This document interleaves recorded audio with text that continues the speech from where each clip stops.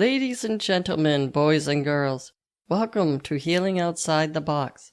My name is Jean Tiberio, and I'm a nutritionist and a wellness coach. You're listening to episode 175, and I'm calling it, Is There Racism in the Food Industry? Well, here comes the spoiler alert. Yes. Another way of looking at this question is like this. Are food deserts where poor people live? And/or are food deserts where predominantly people of color live? If it's both, and I believe it is, then we have a problem.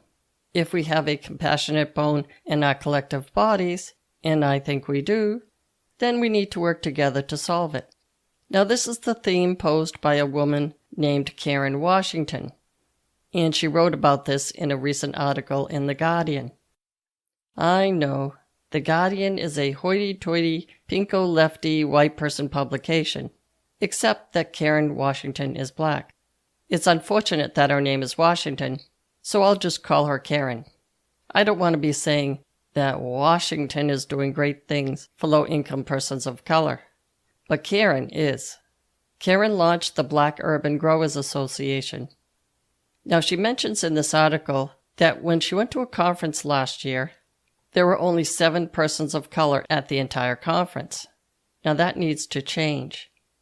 We desperately need to grow more organic, healthy produce, and we need a big, colorful tent. So here's the next sticky wicket question. If you happen to be a low-income person of color, is the word sustainability in your everyday vocabulary? And if not, why not? And how do we make that happen? I'm guessing that poor people don't have the luxury of discussing sustainability over tea with their little pinky fingers sticking out. So I decided that I had the luxury of searching the internet to see if there were some actual studies done by people who know what they're talking about. And that, by the way, would not be me. I'm an Irish-Italian girl whose father grew up on a farm in Wakefield, Massachusetts. And this was during the years of the Depression. And yes, my father's parents lost their farm to the greedy banks. So maybe there is a story to tell here. Their farm was taken away from them when they had only $12,000 to pay on the mortgage. And it was a huge farm that would have been worth millions in today's money. The farm that my father grew up on was primarily an apple orchard. They had 8 varieties of apples, as well as pears, and they also grew lettuces, corn, tomatoes, peppers, celery, and probably a few other things. They had 2 horses and a horse-drawn vegetable cart. My father has fond memories of loading up all the produce they had picked that day and taking the horse-drawn cart into the neighborhoods of Boston. They'd stop off at a door, knock on the door, and ask the people inside what they would like. And they would order up, say, 6 ears of corn, a bag of tomatoes, and of course apples. Then they'd go to the next door and knock on their door. And those people would order up some fresh vegetables that were picked that morning. Now, as President Obama used to like to say, we can't go back to the horse and buggy days. And that meant that the manufacturers of buggies were out of a job. But that's the cost of progress. The way to go about this is to use the inventions of today to build the products and services of tomorrow. By the way, after the Depression hit, my father's family were selling apples for only a penny a piece because he knew almost everyone was out of a job, but they still needed to eat. He would also give away fruits and vegetables in exchange for services because people simply didn't have any money. But the banks still took the farm and left the family with nothing. So as I see it, there were 2 lessons to be learned from that story. Compassion never goes out of style. My grandfather could still hold his head up high and say that he did whatever he could for the local people. The second lesson is that we can look back at those stories, take what's good from those stories, i.e., getting the fresh produce after it's picked and staying local, and modernizing it for the future. And of course, including everyone in our big, colorful tent. So let's get back to the episode and see what the experts are saying about this. First, I want to talk about Karen and what she has to say about discrimination in our food industry. She hardly knows where to begin, as it turns out. She first makes the point that this sustainable food movement is plunging forward with more local farm-to-table eating. There's also farmers markets, which are expanding, composting, organic groceries, etc. But white people on this gravy train are primarily leaving people of color in the dust. That needs to change. Given the complexity of problems in diverse communities, it may not be enough simply to stock grocery shelves in food deserts with fresh produce. In other words, we can't just say, "Here's some kale. Good luck finding something to do with it. Now go back to your invisible place where you came from."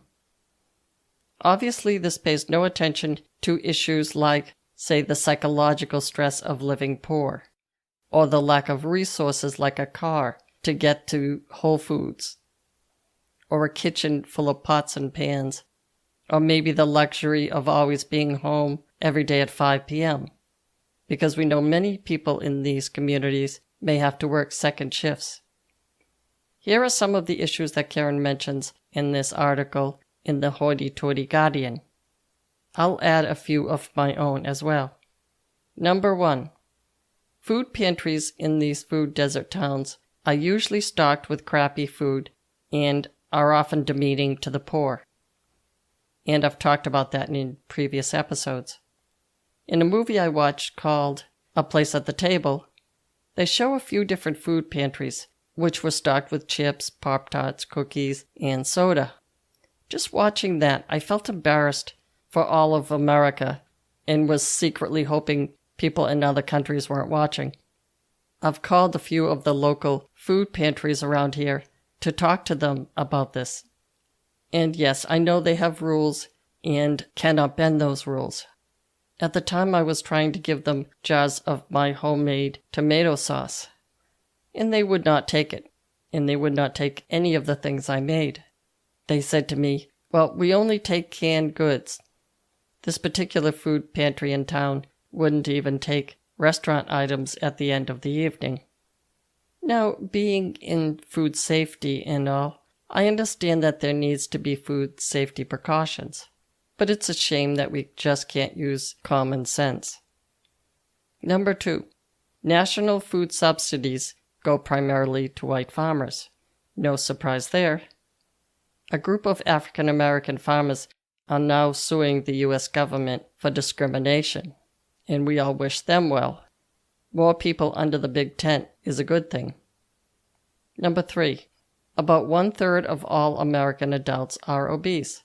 However, and I think you know where I'm going with this, 48% of African American adults are obese. The rates of diabetes, hypertension, and kidney disease in this population are also higher.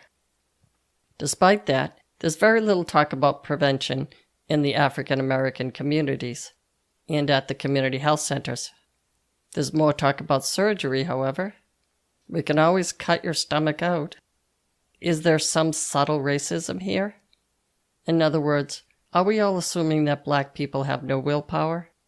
And why is that? Number 4. There's an assumption, perhaps born out of racism, that urban gardening in black communities will not take hold. Karen has proven this not to be the case. She has started successful urban gardening in many of the Bronx communities where there were empty plots of land. Karen also earned the James Beard Foundation Leadership Award, and that was once thought to be a white chef award. But now Karen can wear the big white hat, and I'm being a little sarcastic there. Number 5. She made the point that growing foods locally in diverse low-income communities could also serve for socialization, general well-being, and even preventative health care. This could, and perhaps should, start in the early grade schools, and maybe within the school system itself. Very few people of color in the 21st century have experienced plucking a tomato off of their vine and popping it into their mouth. I've experienced that as a child because my father's a farmer, so I know what fresh food tastes like. Every child in this country, irregardless of the color of their skin, should have that experience. And perhaps schoolyard gardens could make that happen. Number 6. In these poor, diverse neighborhoods, there are fast food restaurants on every corner, and drugstores across the street on the other corner. To a person of color who's overwhelmed with, say, having kids to raise by themselves, or domestic violence issues, or unemployment, etc., looking into preventative measures for weight loss or blood sugar control might seem ridiculously complicated. And then the medical system might make this worse by presenting medication as the only way to fix these medical problems. Now, I can't say this for sure, but maybe your average doctor with wealthy parents who grew up in a wealthy suburb might be thinking, maybe not consciously, when they look into a black face, they're not going to follow any diet. Why should everyone waste their time? I'm not suggesting these people are thinking this with, say, malice aforethought. I'm just suggesting that our way of thinking is based on our environment, and this is not necessarily intentional. Number 7. The term food desert itself makes us think of a lonely, deserted place, a grapes of wrath type of place. Karen sees this as a problem of social injustice more than a territory that is dusty. So putting a supermarket in the middle of these places will not solve the problem.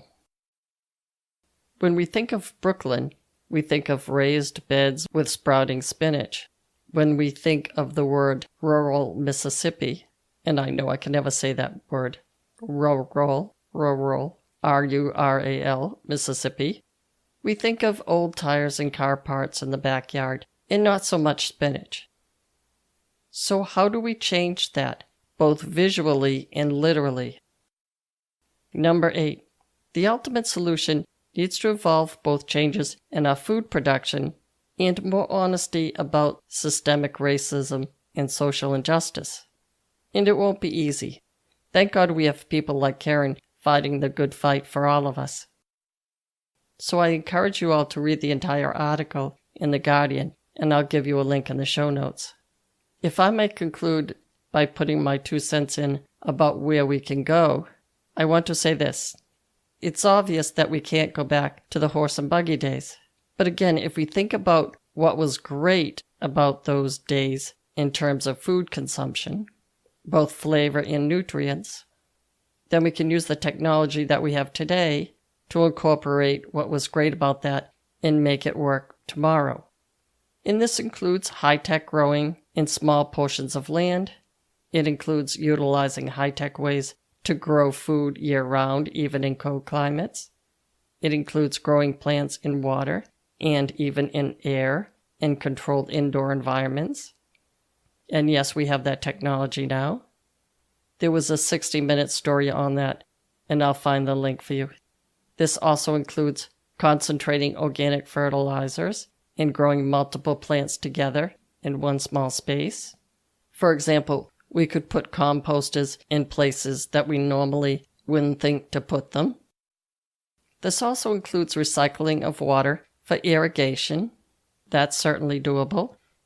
And most important of all, perhaps, this includes growing a fruit and vegetable garden in every schoolyard in the country.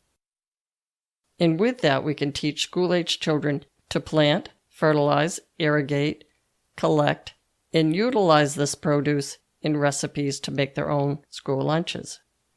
Can we do all this? My answer to that question is, given the nature of our current food supply and shocking rates of food-related disease, we can't afford not to. And I see all women, including women of color, leading the way. That's all I have for you today. Be well and stay tuned next week for another episode of Healing Outside the Box.